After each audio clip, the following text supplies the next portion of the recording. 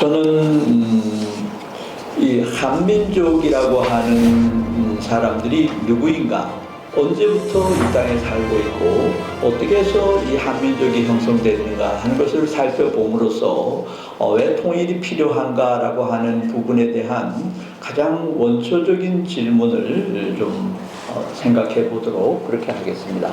그리고 과거에 고구려 신라 백제라고 하는 삼국이 이렇게 정립되어 있던 시기에 만약 통일이 이루어지지 않았으면 오늘날 과연 한민족이 형성됐겠느냐 하는 관점에서 신라의 삼국 통일이 우리 한민족의 통합을 이루어주는 역사적인 의미가 있는 것이고, 그래서 오늘날 우리가 남북이 분단되어 있는 것도 우리 한민족의 앞으로의 발전을 위해서 신라가 통일을 한 것처럼 통일이 필요하다라고 하는 관점에서 좀 살펴볼 예정입니다.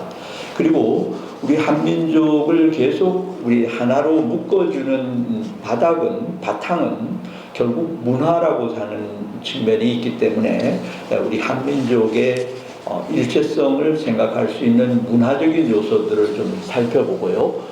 우리 지금 분단되어 있는 남북의 한민족이 다시 통합을 하려면 어떻게 해야 되고, 통합을 하면 어떤 좋은 점들이 있는가 하는 것들을 살펴보는 순서로 진행을 하겠습니다.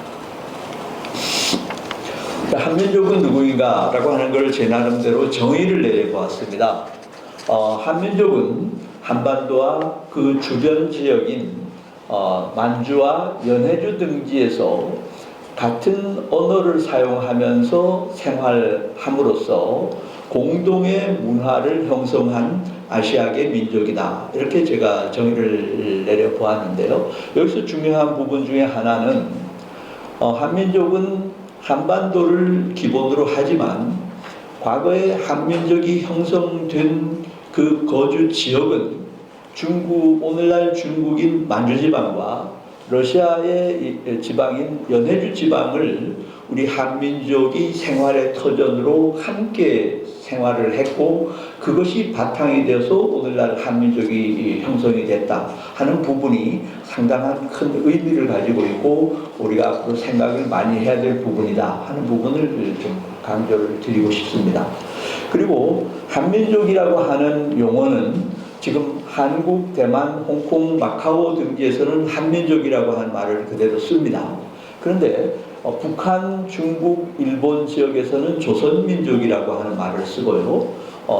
지금의 러시아와 구소련 지역의 중앙아시아 동유럽 지역에 있어서는 고려인이라고 하는 명칭을 사용을 합니다. 그런데 오늘날 우리 한국이 경제가 발전되고 국제적 위상이 높아짐에 따라 가지고 특히 중국이나 일본에서는 우리의 용어를 따라서 그대로 한민족이라고 하는 용어를 사용하는 사람들도 점차 늘어나고 있다 하는 것이죠. 그래서 우리가 우리 한민족의 통일이라고 하는 것이 이러한 국제적 위상과도 또한 관련이 있다 하는 부분을 강조드리고 싶습니다. 민족은 커다랗게 보면 객관적인 기준과 주관적인 기준을 가지고 이야기할 수 있는데요. 객관적인 기준은 우선 같은 영토에서 산다라고 하는 것이 하나의 기준이 되고요. 언어를 같이 소통을 할 수 있어야 된다라고 하는 게 중요합니다. 그래서 과거에는 사투리가 심해서 말이 같은 국가 안에서도 소통되지 않고 그랬었는데요.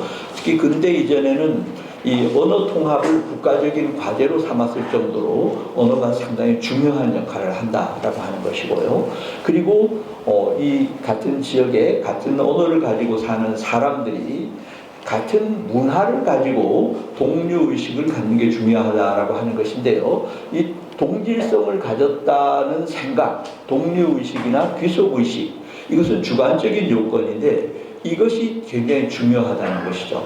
지금 아까도 발표에서도 말씀이 있었지만 남북한에 사는 사람들이 우리가 같은 민족이다라고 하는 의식을 갖는 것이 점점 약해지고 그것이 희박해지면 통일의 원동력은 줄어들 수밖에 없습니다. 그렇기 때문에 이 민족의 주관적인 의식, 독립의식 하는 건 대단히 중요하다. 이걸 어떻게 회복하고 발전시켜 나갈 것인가 하는 것이 또한 앞으로의 과제다. 이렇게 말씀을 드릴 수 있습니다. 자, 이제 한반도에 우리 그 조상들이 어떤 과정을 거쳐서 여기에 정착하고 살았는가라고 하는 부분을 좀 간단히 살펴볼 건데요.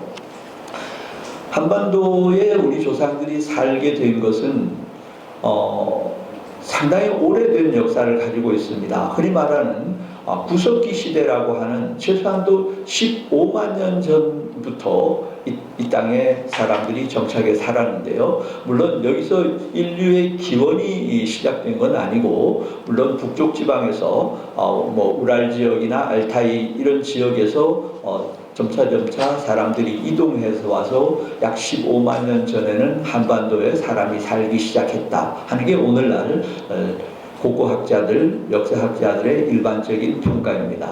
그래서 이때부터 사람들이 들어와서 살기 시작을 했는데, 그 이후에 신석기 시대가 약 10,000년 전부터 시작이 되고요. 청동기 시대는 약 기원전 1500년경이니까 지금부터 따지면은 뭐 한 3,500년 이 정도 전이겠죠. 이때도 계속해서 사람이 유입해 들어옵니다. 한반도 쪽으로요. 그래서 이 사람들이 과거의 역사를 보면 이 원래 먼저 들어왔던 사람들과 나중에 들어왔던 사람들이 서로 신기한 물건이 있으니까 교환하고 협조하면서 정착을 하기도 하고, 때에 따라서는 와서 공격을 하고 투쟁하면서 정착을 하면서 계속 새로운 사람들이 들어와서 이 땅에 살게 되는 이런 역사가 되풀이됐는데요. 대개 이 신석기 시대 이후에 청동기 시대가 되면서 한반도와 만주 지방에는 부족 국가라고 하는 국가 형태가 정착이 됐다 하는 게 일반적인 이야기입니다.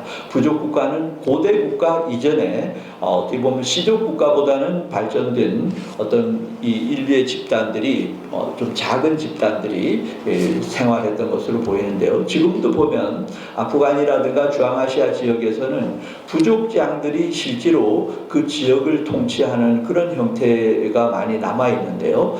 이것은 어떻게 보면 오늘날의 국가로 발전되기 이전에 그 어떤 부족장이 그 지역을 통치하는 이런 형태였던 것으로 생각이 됩니다. 자, 이제 구석기 시대에 이 땅에 이제 있었던 이런 작은 그 구석기 시대의 유물들이 발굴이 계속 이루어지고 있고요.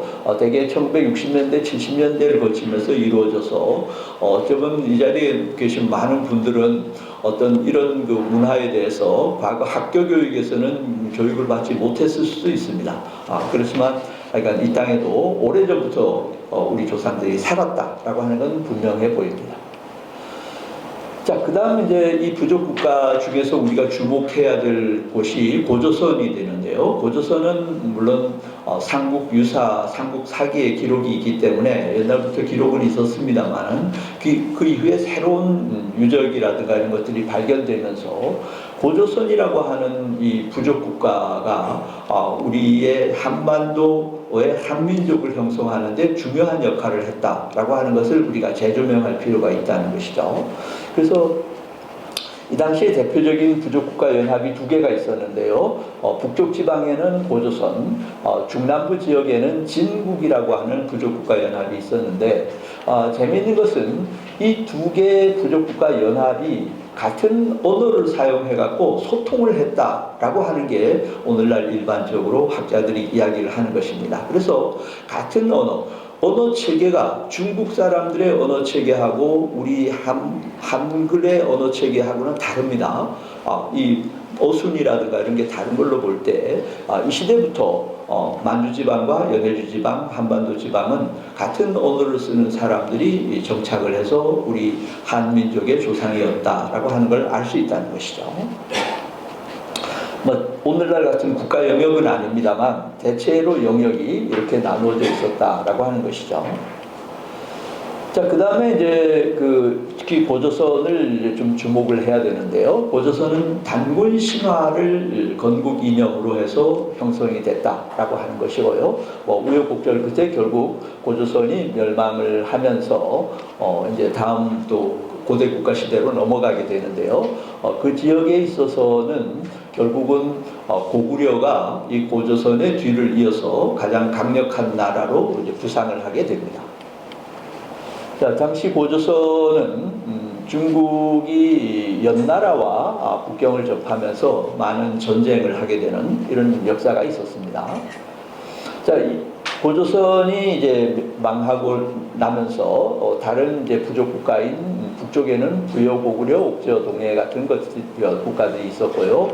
남쪽에는 마한, 진안, 변안 이런 국가들이 있었는데 이제 점차 고대 국가가 되면 부족 국가하고 달라지는 점이 왕이 강력한 힘을 가지고 통치력을 발휘하는 그 특징을 가진 국가가 고대 국가가 됩니다.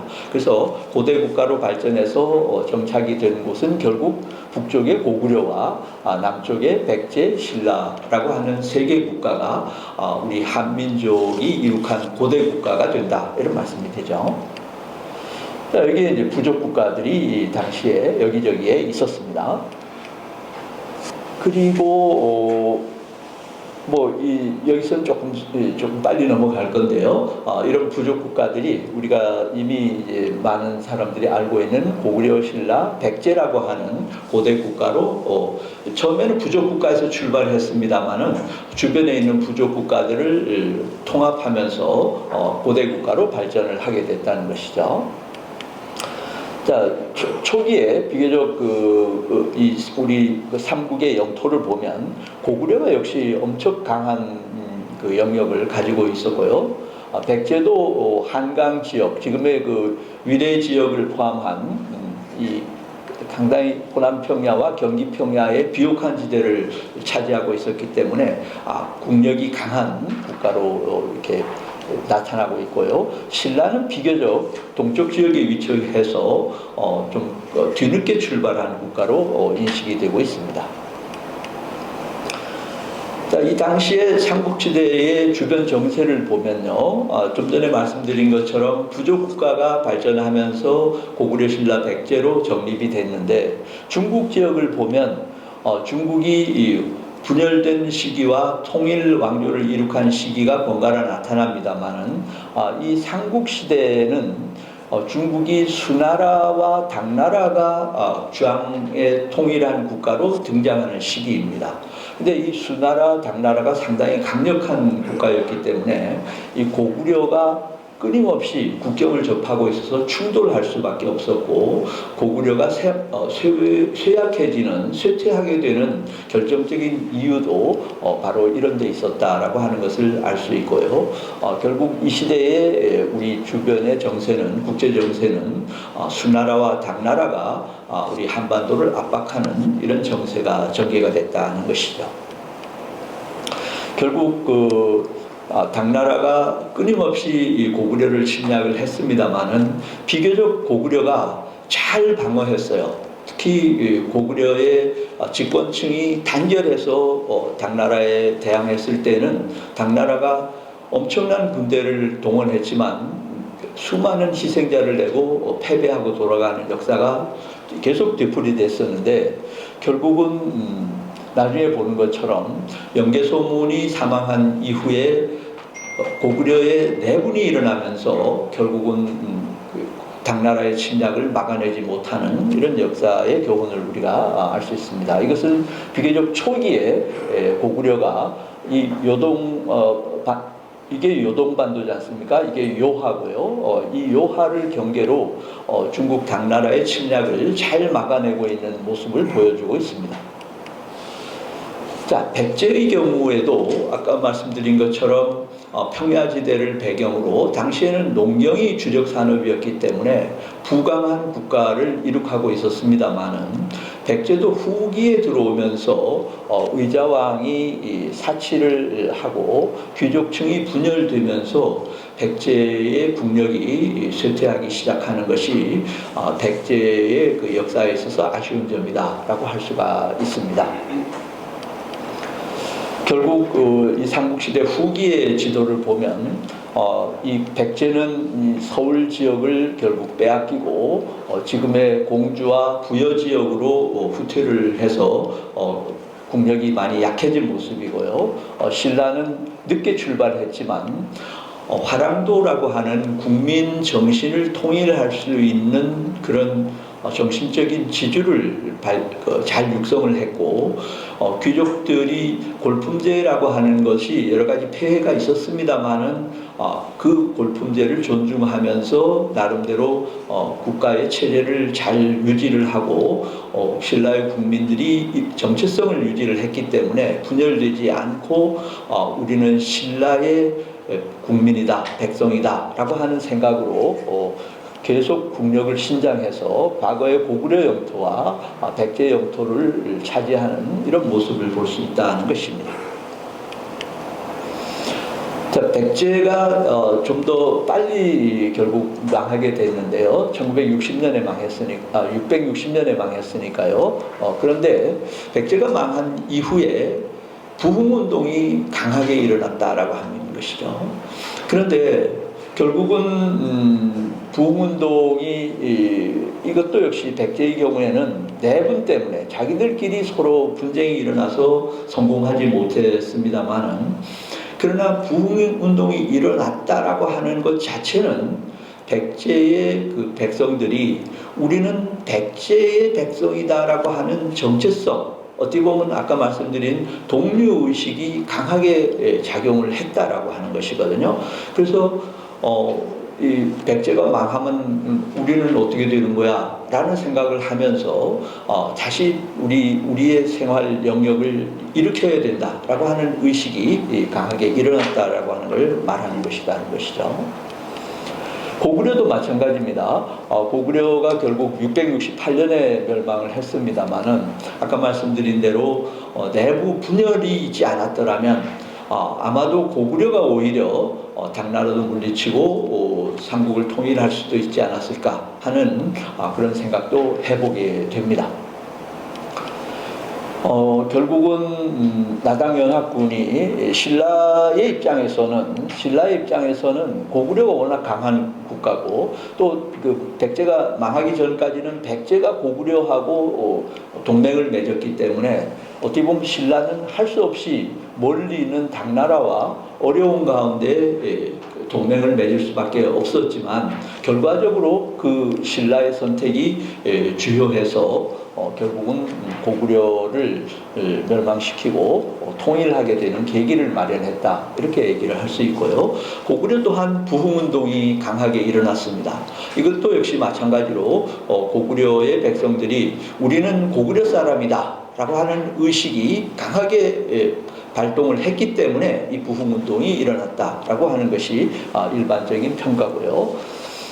그런데 이제 나중에 다시 좀 말씀드리겠습니다만은 당나라는 애초에 이 고구려를 이렇게 공격을 하고 백제를 공격을 하면서 한반도를 아예 자기들의 식민지로 삼아야 되겠다라고 하는 생각을 가지고 있었기 때문에 신라는 그것을 간파하고 끊임없이 투쟁을 해서 당나라 군대를 몰아내는 그런 성과를 일으켰다는 것이죠.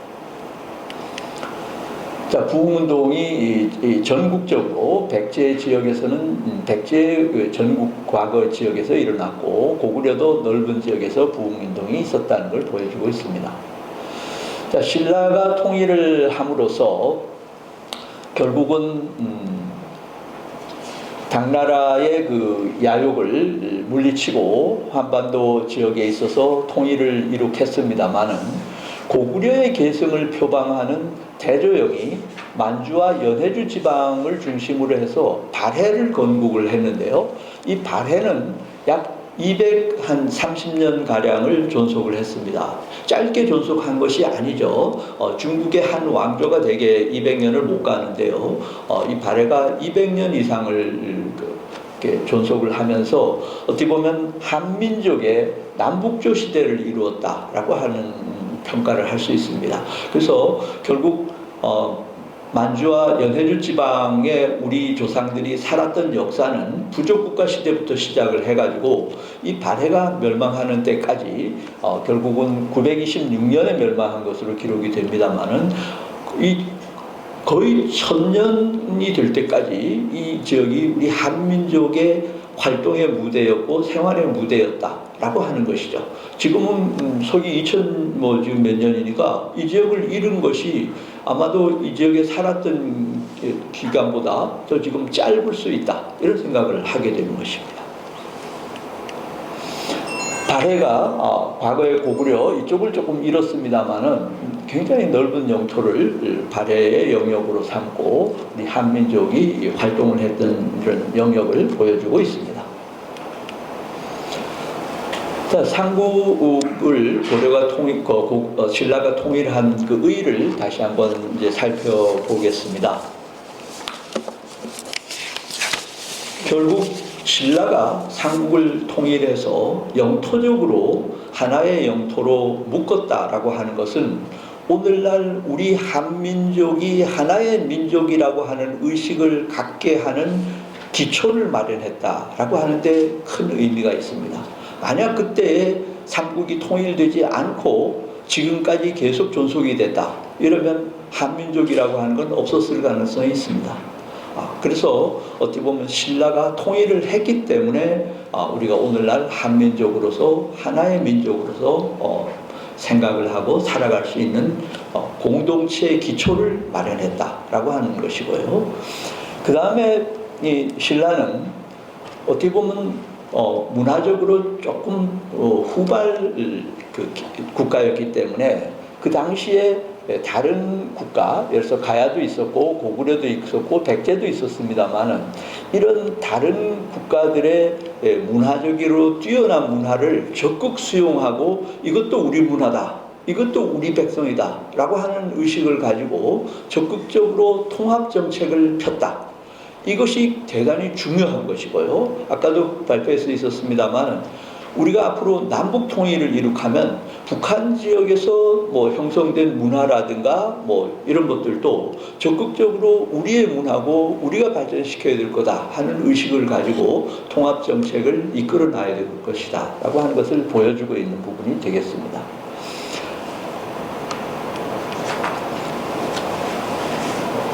자, 이것은 결국은 하나의 민족이라고 하는 의식으로 신라가 많은 노력을 했습니다만은 결국 통일신라 말기가 되면 1000년 역사를 마감하는 통일신라 말기가 되면 후백제 후고구려라고 하는 국가가 나타나게 됩니다. 이것은 어떻게 보면 통일신라가 통치했던 그 지역에 있던 사람들이 온전하게 완전히 우리는 신라의 백성이다 라고 하는 생각을 아직 충분히 못 가졌을 가능성이 높다는 걸 보여주는 것이죠. 우리는 과거에 고구려 백성이었어. 거의 500년 이상을 지난 시점이지만 그런 생각들이 사람들에게 남아있었다라고 하는 것이죠.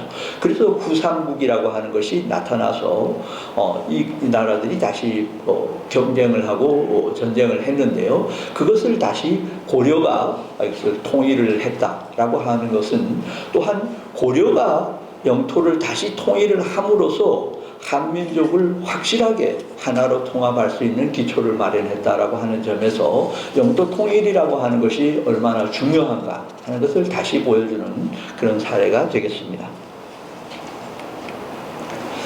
자, 결국은 신라는 의식적으로 그때는 민족이라는 말도 사실은 없었을 것이기 때문에요. 열심히 우리 같은 백성으로서 살자라고 하는 정책을 폈다라고 하는 것이 의미가 있다고 하면 고려 시대가 되면 고려는 처음에 후삼국을 통일하고 난 다음에 왕건이 역시 왕건도 통합 정책을 썼죠. 그래서 왕건이 통합 정책을 써서 왕이 몇 대 지나면서 왕권이 안정된 이후에 역사서 편찬을 시작을 했습니다.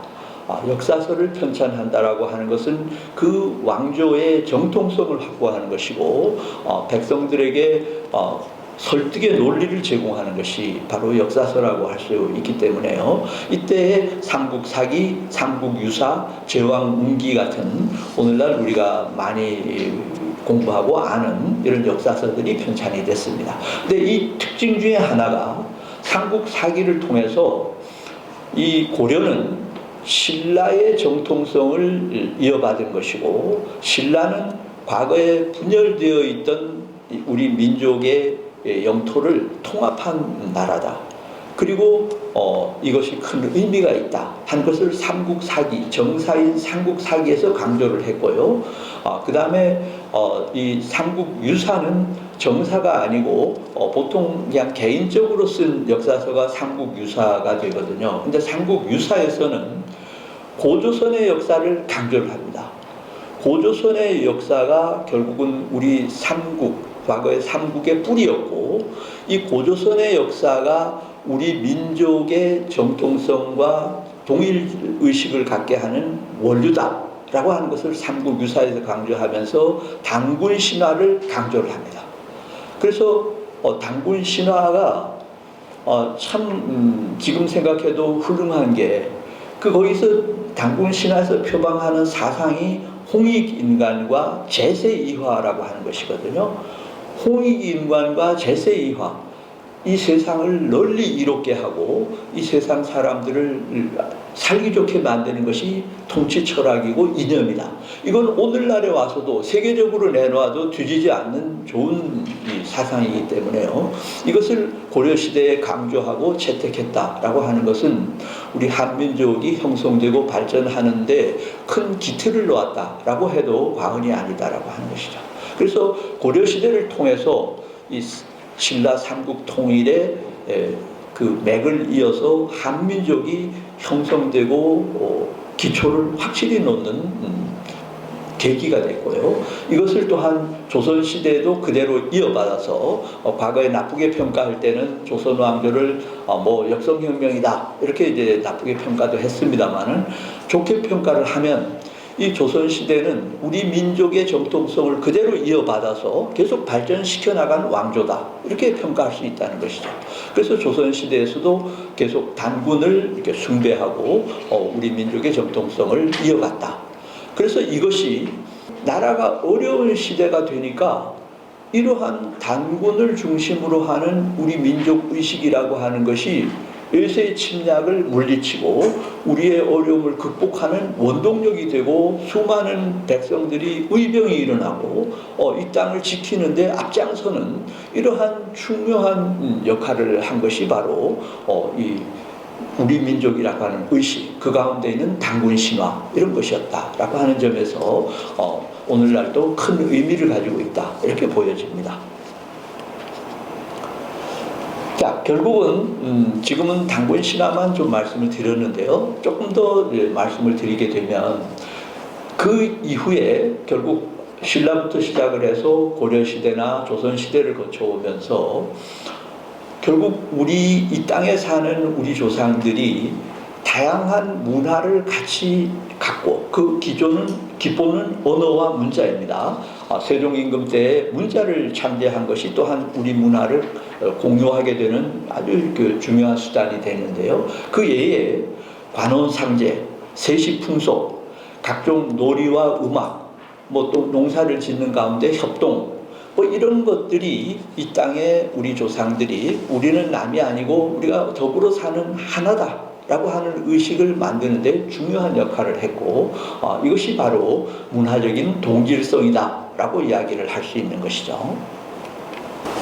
자, 여기서 잠깐만 더 말씀을 드리면요, 아까도 잠깐 말씀드렸습니다만은, 자, 한민족이라고 하는 것이 어떻게 보면 고려시대에 이 단군 신화를 발굴해서 이 단군 신화의 사상을 계속 우리가 생각하고 우리 국민들이 이렇게 실천할 수 있도록 이렇게 여러 가지 생각을 했습니다만은 그 가운데서 한이라고 하는 말이 이거는 중국의 한자하고 다르지 않습니까? 우리 한국의 한자인데요.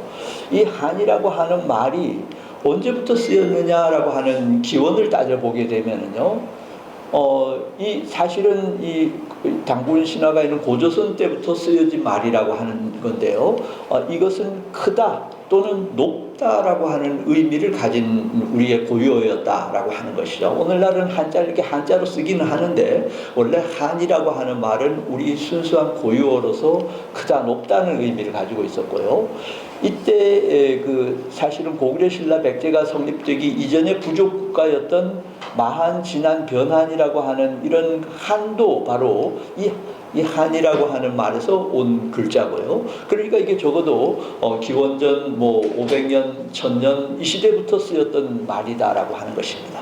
그래서 이 전통을 이어받아 가지고 결국은 우리 조선 왕조 말기에 고종 황제가 대한제국을 선포했지 않습니까? 그때도 대한제국이라고 하는 한이라고 하는 말을 넣었다는 것이고요. 또 중국에서 우리가 임시정부를 수립을 했는데요.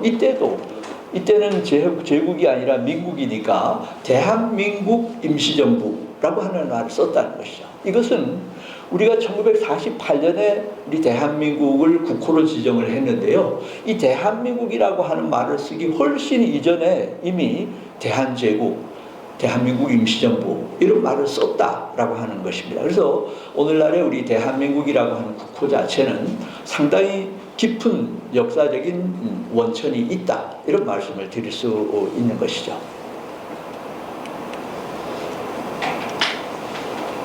자, 문화적인 공통성 여러 가지 있습니다만은 가장 중요한 것이 언어고요. 이것을 더 발전시킨 것이 세종 임금 때 창제한 한글이다라고 하는 부분입니다. 자, 우리가 이제 좀 시간도 제각기 때문에 조금 간단하게 살펴보려고 하는데요. 어떻게 보면 이제 통일이 필요하냐라고 하는 그 필요성에 대한 인식은 아까도 설명을 좀 해주셨습니다만은 기본적으로 통일이 필요하다라고 하는 데는 대부분 동의를 하는데요. 과거에는 민족적인 정서, 우리가 같은 민족이니까 통일해야지라고 하는 주장이 과거에는 강했는데요. 오늘날에 와서는 현실적인 필요, 전쟁은 피해야 돼 또는 통일하면 이익이 많이 생길 거야 라고 하는 현실적인 필요에 의해서 통일의 필요성을 생각하는 사람이 늘었다라고 하는 것이죠. 자, 통일에 대한 찬성과 반대 논리가 각각 있습니다만은 반대하는 논리를 우선 간단히 살펴보면은요. 분단이 벌써 70년이 지나면서 문화적인 이질화와 경제 격차가 심화돼서 통일로 인해서 혼란과 비용이 많이 소요될 거다. 이런 논리가 상당히 강하게 작용이 되고 있는 것으로 보입니다. 그 외에도 다양한 것이 있습니다만은 좀 생략하고요. 자, 찬성하는 논리를 보면, 자, 분단이 70년이라고 하지만 우리는 벌써 적어도 기원전까지 합치면 한 3000년 이상 이 땅에서 우리 조상들이 함께 생활해 왔기 때문에 우리는 충분히 이것을 극복할 수 있는 능력이 있고, 우리 민족이 분단이 된 것은 우리가 스스로 원해서 된 것이 아니고 그때의 주변 정세에 의해서 불가피한 것이기 때문에 이러한 타의적인 산물은 반드시 해소돼야 된다 하는 논리가 성립이 되고 이 부분도 또한 강조돼야 될 부분이 아닌가 하는 생각이 듭니다.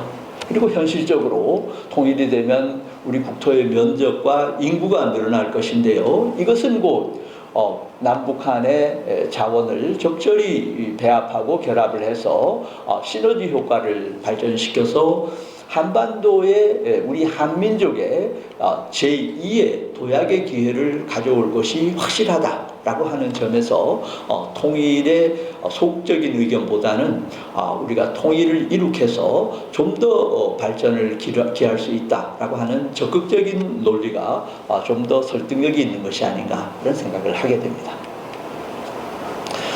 삼국의 통일이 주는 교훈으로서 여러 가지가 있습니다만은 조금 간단히 조금 살펴보기 위해 갖고 조금 정리를 한 것을 조금 말씀을 드리겠습니다. 우선 아까도 잠깐 말씀드렸지만 영토 통일이 이루어짐으로써 결국은 민족의 정체성을 형성했기 때문에 남북 통일이 이루어지게 되면 우리의 민족적 정체성을 회복하는 계기로 삼을 수 있겠다라고 하는 부분이고요. 또 두 번째 부분은 결국은 과거에 삼국 통일을 통해서 결국은 국가적인 어려움을 극복할 수 있었는데 오늘날에도 마찬가지로 남북 통일을 이룩하면 우리의 동질성을 회복하고 우리의 현재 국내외적으로 처해 있는 어려움을 극복하는 계기로 남북 통일을 활용할 수도 있겠다 하는 생각이 들었습니다. 또한 문화적으로 신라가 이 문화적 통합을 노력한 것처럼 우리가 삼국 통일 이후에도 이러한 오늘날 세계적인 경쟁력을 갖게 된 K-팝이나 한류와 영화, 드라마 등의 이런 문화를 더 발전시켜 나갈 수 있는 계기가 되고 이것이 또한 남북의 문화 통합을 이룩하는 기제로도 우리가 활용할 수 있을 것이다 하는 생각을 해보게 됩니다. 자, 마지막으로 신라가 삼국을 통일한 것은 당시에 고구려 백제 신라가 서로 싸우고 전쟁을 했던 고대 국가의 역사를 종식시키고 평화 시대를 여는 것처럼 오늘날 우리 남북 통일을 통해서 군사적인 대치를 종결시키고 남북한 주민 모두가 평화롭고 인권이 보장되는 행복한 환경을 만드는데 이 남북 통일이 반드시 필요하다라고 하는 것을 우리가 신라의 통일을 봐도 확실히 알 수 있다 하는 것을 교훈으로 삼을 수 있을 것이라고 생각을 합니다.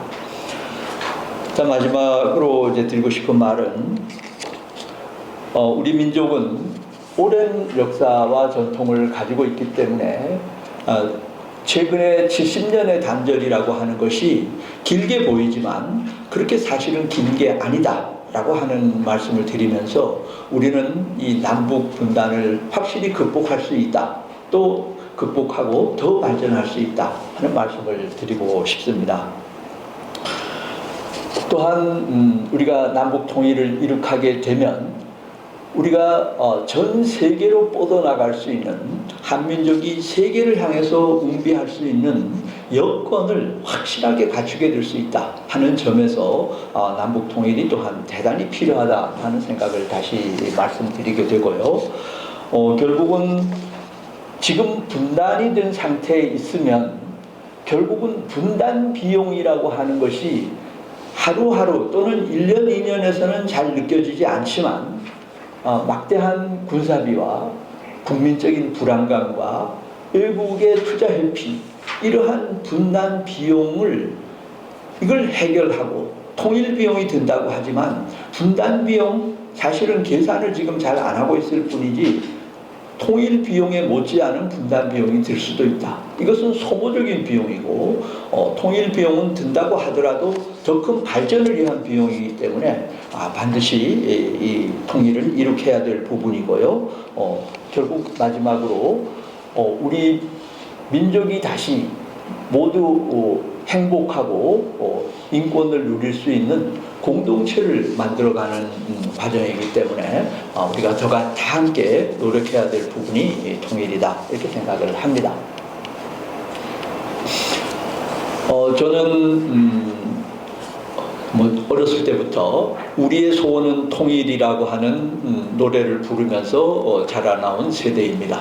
물론 오늘날에도 다양한 통일 이벤트가 진행되어서 많은 사람들이 참여하고 있습니다만은 하루빨리 우리의 소원인 통일이 이루어지기를 간절히 바랍니다. 자, 이상으로 발표를 마치겠습니다. 네, 감사합니다.